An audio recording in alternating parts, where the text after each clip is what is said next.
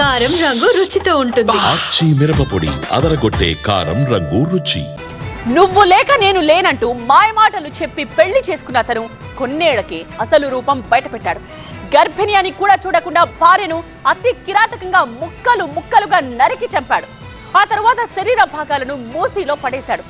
హైదరాబాద్ శివారులోని బోడుపల్లో జరిగిన ఈ ఘోరంలో సంచలన విషయాలు వెలుగులోకి వచ్చాయి.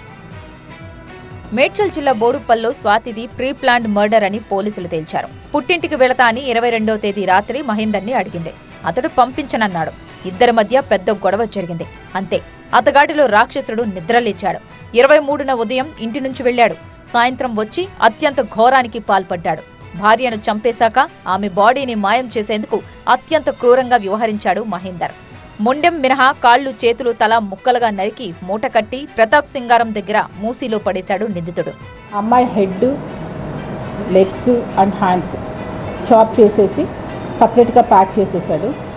సో దాన్ని ఏం చేశాడంటే డిఫరెంట్ చిన్నగా బయట పెట్రోలింగ్ ఇవన్నీ కూడా నడుస్తున్నాయి కాబట్టి చిన్న కవర్స్లో ఎవరికి అనుమానం రాకుండా ఒక బ్లాక్ కవర్స్లో కూడా దాన్ని చుట్టేసుకొని అవి తీసుకెళ్ళి ఆ మూసీ నదిలో పాడేయడం జరిగింది. భార్య గురించి ఎవ్వరూ ఎంక్వైరీ చేయకూడదని మరో దుర్మార్గపు స్కెచ్ వేశాడు. భార్య మిస్ అయిందని బంధువులకు కట్టుకథలు చెప్పాడు. అత్తగారికి అంతా బాగానే ఉందంటూ భార్య ఫోన్ నుంచి మెసేజ్ పెట్టాడు. అయితే పోలీసుల దర్యాప్తులో అసలు విషయం కక్కేశాడు. 2023లో స్వాతిని కులాంతర వివాహం చేసుకున్న మహేందర్ రెడ్డి పెళ్లైన కొన్ని రోజుల నుంచే టార్చర్ చేయడం మొదలుపెట్టాడని మృతురాలి కుటుంబ సభ్యులు ఆరోపిస్తున్నారు. స్వాతిని వదిలించుకునేందుకు చాలాసార్లు చంపేందుకు ప్రయత్నించినట్లు తెలిపారు. పిల్లను ఇక తోలుకొని పోయి మాతో మాట్లాడినేలాడు ఇన్ని రోజులు. ఒక్క మాట గిట్టే దొంగతనంగా ఫోన్ మాట్లాడుతుండే. వాళ్ళ అత్త, వాళ్ళ మామ, మరిది, అక్క వీళ్ళు ఆడు చంపుతామన్నారు. చంపే తీరులు సార్ నేను అనంగిన్నా. ఇది అత్యంత దారుణమైన హత్య కావడంతో పోలీసులు కఠినమైన సెక్షన్ల కింద కేసు నమోదు చేశారు.